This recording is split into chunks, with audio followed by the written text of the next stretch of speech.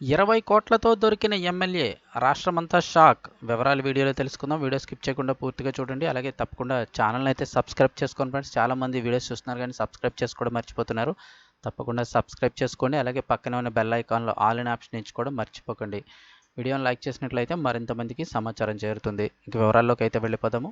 గులాబీ పార్టీ నుంచి కాంగ్రెస్లో చేరిన దానం నాగేందర్ వివాదంలో చిక్కుకున్నారు. 20 కోట్ల రూపాయల విలువైన భూ కబ్జా భాగోతంలో గులాబీ పార్టీ నుంచి కాంగ్రెస్ పార్టీలో చేరిన దానం నాగేందర్ విషయం తెరపైకి వచ్చింది. బంజారా హిల్స్ రోడ్డు నెంబర్ 3లోని ఖైరతాబాద్ ఎమ్మెల్యే దానం నాగేంద్రం కొంతకాలం కిందట నూతనంగా ఇల్లు నిర్మించుకున్నారు. దాని పక్కనే సుమారు ఎకరం ప్రభుత్వ భూమి అయితే ఉంది. ఇంతకాలం దానికి జోలికి పోని దానం నాగేందర్ గత నెలలో దాదాపు 700 చదరపు గజాల వరకు మలుపుకొని రేకులతో ప్రహారీ అయితే ఏర్పాటు చేశారు. ఈ విషయంపై ఫిర్యాదు అందిన వెంటనే షేక్పేట రెవెన్యూ అధికారులు రంగంలోకి దిగారు. ప్రహారీ రేకులపై ఇది ప్రభుత్వ భూమిని రాయడంతో పాటు సర్కారు స్థలమని బోర్డు కూడా పాతారు. కట్ చేస్తే గత నెల 17న సీఎం రేవంత్ రెడ్డిని మర్యాదపూర్వకంగా కలిసిన ఎమ్మెల్యే దానం నాగేందర్ 2-3 రోజుల తర్వాత అధికారికంగా కాంగ్రెస్ పార్టీలో చేరారు. కాంగ్రెస్ కండువా కప్పుకుని తడువు బోర్డుపై రాసిన సర్కారు స్థలం అనే రాత మాయమైంది. రెవెన్యూ అధికారులు కనీసం అటువైపు కన్నెత్తి చూసిన దాఖలాలు లేవని చెప్తున్నారు.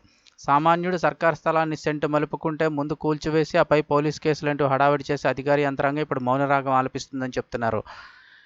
ఇంతకీ దానం మలుపుకున్న భూమి విలువ ఎంతో తెలుసా? కనీసం 20 కోట్ల వరకు ఉంటుందని స్థానికులు చెప్తున్నారు. కాగా ఎమ్మెల్యే దానం నాగేందర్ భూ ఆక్రమణపై షేక్పేట మండల తహసీల్దార్ అనితారెడ్డిని వివరణ కోరగా ఎమ్మెల్యే నివాసం వెనకాల ప్రహరీ గోడ కట్టడంతో పాటు రేకుల షెడ్ ఏర్పాటు చేసినట్లు గుర్తించామన్నారు.